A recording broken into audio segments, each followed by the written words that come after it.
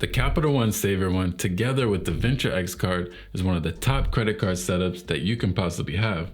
And while this Capital One card duo doesn't get the attention that it deserves, it holds a ton of value along with some overlooked benefits that you may not be aware of. In today's video, I'll be going through both cards' sign-up bonuses, points earnings, the benefits of each one separately, along with the added benefits that you'll gain from this card combination. So let's get started. Jumping into the first piece, we have the sign-up bonus and the annual fee. So starting with the Capital One SavorOne card, there's a sign-up bonus of $200 when you spend $500 on purchases in the first 3 months. And you will see later how you can get even more value from this $200 bonus when you combine the benefits of having this card paired with the Venture X card. Now, when it comes to the annual fee, the great thing about the SavorOne card is that it has no annual fee.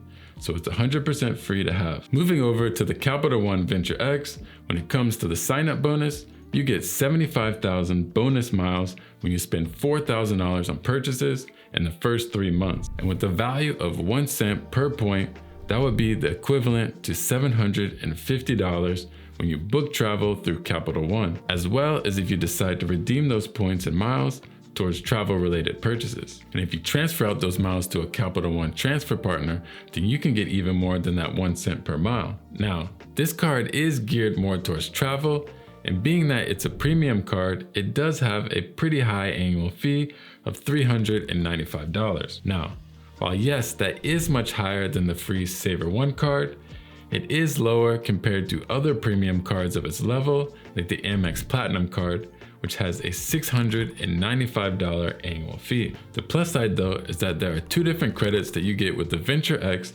that ultimately cover the annual costs associated with this card, and you actually earn a small amount of money back, but we'll get into that later in the video. So when it comes to earnings for the Capital One SavorOne, you earn 3% cash back on dining, 3% cash back on entertainment, 3% cash back on streaming services, as well as 3% cash back at grocery stores, and then 1% cash back on any other purchases. For the earnings on the Venture X card, you'll earn 10x miles per dollar that you spend on hotels and rental cars that you book through Capital One Travel, 5x miles per dollar spent on flights that are also booked through Capital One Travel, and then 2x per dollar that you spend on all other purchases. If you didn't notice, one cool thing about these 2 cards together is that the earning categories don't really overlap, so you get a good spread on your earnings considering it's just a 2-card setup. Also, you probably realized when it came to the earnings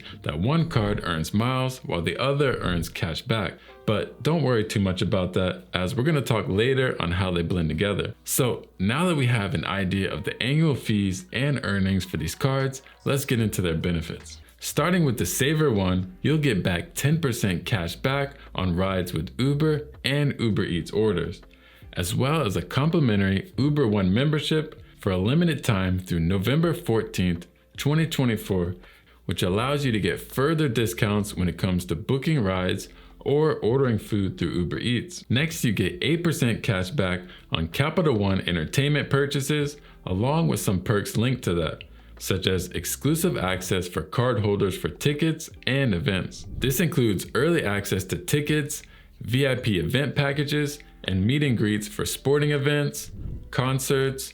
You have premium seating, as well as access to food festivals and cardholder only dinners at featured restaurants. So if you're especially someone that lives in a city and you go out often, whether that's dining out, entertainment related activities, using Uber, or even ordering out, then these perks would be a huge plus for you. Now, getting into the main Venture X benefits, there's quite a lot when it comes to this card. I first want to bring up the 2 credits that I had mentioned earlier in the video that would offset this card's annual fee of $395.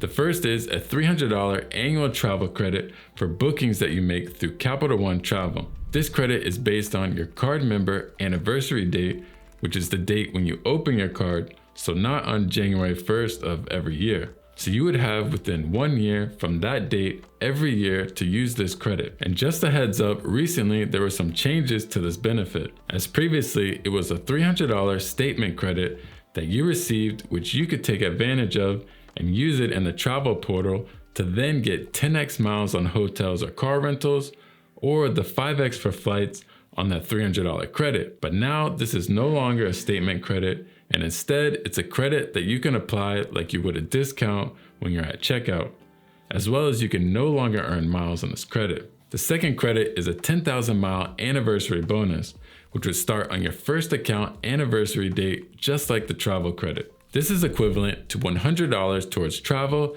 at 1 cent per point, and the good news is that it doesn't expire. So you'll earn this 10,000 mile bonus every year and you aren't forced to use it. So you can accumulate the bonuses for multiple years if you'd like. Going back to that annual fee of $395 that the Venture X has, if you consider the value that you get from the $300 travel credit, along with the $100 value from the 10,000 mile anniversary bonus, that leaves you with an effective annual fee of -$5. So it's like Capital One is giving you $5 a year to own this card. Getting into some other benefits, the Venture X gives you up to $100 in statement credits for either TSA PreCheck or global entry. You also receive complimentary lounge access for cardholders, authorized users, and up to 2 guests per visit to Capital One lounges, as well as up to 4 authorized users added for free.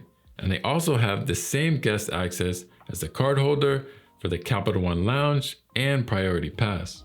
You also get primary rental car insurance for damage caused by collision or theft to a rental car, trip delay reimbursement on up to $500 per person for reasonable expenses, and Hertz President Circle status, which is the highest tier level that Hertz offers, and all you need to do is to get registered. And not to forget, when it comes to travel, Capital One has a pretty nice variety of transfer partners to choose from. This is important, especially in the points game, because transferring out your miles can allow you to get even more redemption value from them, which we'll be talking about shortly. Now that we know about the features and benefits of both cards, how exactly does this duo work?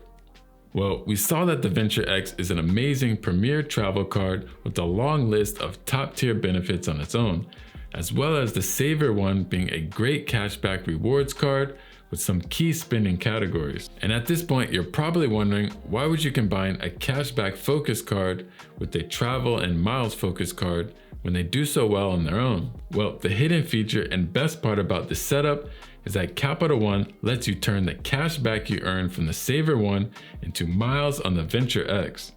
To give you a better idea of how this translates over into miles, 1% of cash back would be equal to 1 mile.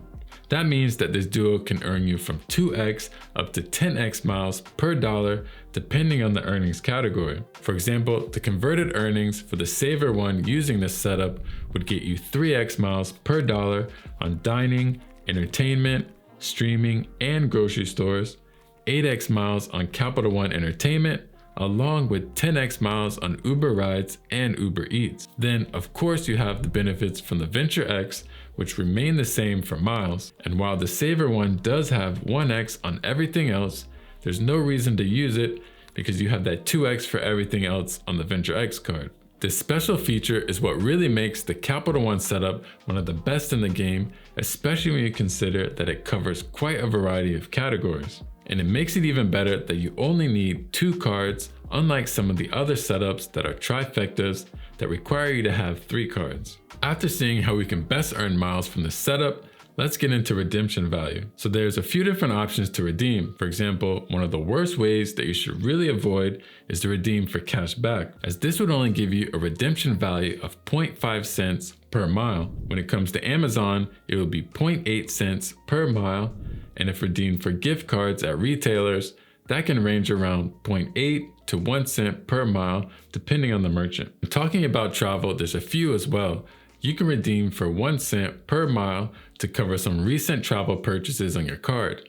And by recent, that means within 90 days. Next, you can redeem for a fixed rate of 1 cent per mile when you book through Capital One's travel portal. And then the next and best option is transferring out your miles to Capital One's transfer partners. This gives you the potential to get even more than the 1 cent per mile in value that you'd get from the travel portal. While the amount will vary depending on the travel partner, the average value of Capital One miles are around 1.7 cents each, so that can take you much further in terms of value than just 1 cent. But the trade-off with doing this is that it will require you to put in the effort and time to find good deals and decide which transfer partner to go with. So who is this setup for? I'm sure by now you can see that this setup has a lot of great benefits, and while that definitely is a good thing, that doesn't necessarily mean it's the best thing for everyone. Now, I do believe a big plus to this setup is that with only 2 cards, you cover a wide range of categories to earn points. The SavorOne has no annual fee, so there's nothing coming out of your pocket from that side, and the Venture X does have that $395 annual fee, but those credits are helping to offset it and put $5 back in your pocket if you're taking full advantage of the credits. So not only are you covering a big portion of categories that someone's typical spend would likely fall into, but you're getting great features on top of that with effectively no cost associated with it. To get the most out of the setup with miles as well will be from trying to optimize points value by transferring out to partners. So it does require some work from your side to get the most out of the duo rather than just taking that 1 cent per mile route with the travel portal. I'd also expect that in order to take full advantage of the travel credit, you would need to at least be doing some type of travel every year to be able to not only earn the credit, but to also use the credit within that 1-year time frame. I think it's fair to say though that this combination without a doubt favors someone that not only wants a travel focused setup, but also does some type of traveling every single year. If you're not someone that may not be into travel and you don't see how you can utilize some of the travel related perks, then it may be in your best interest just to stick with the SavorOne and optimize on the cashback side of things. Also, one very important thing to be aware of is that Capital One can be very picky when it comes to who they approve for their cards. For example, they're really sensitive to recent inquiries, so if you're applying for a Capital One card, try to have somewhere near 6 months or more since your last card application to prevent the risk of getting denied. On top of that, they seem to be strict about having 2 cards or more with them, so I've heard, along with denials being higher for those who have a lot of active credit cards. As for me, I only have the 2 Cap One cards, so I haven't tried or experienced this myself, but I have seen many others online talk about this. Just keep these things in mind, and if this is a setup that you may want, maybe think about getting these cards before building your wallet up with other cards. Alright, so I wanted to throw this in here because this video was only about the SavorOne and the Venture X, but there are some similar related options that you may come across and could switch for that I wanted to bring to your attention. First, instead of the no annual fee SavorOne card, there's the Savor card, which comes with a $95 annual fee and has a sign-up bonus of $300 after spending $3,000 in the first 3 months. And the rewards are just about the same with the Savor card, which earns 4% cash back on dining, streaming, and entertainment, whereas the SavorOne earned 3%. Then for grocery stores, it's the same 3%, as well as 1% for everything else.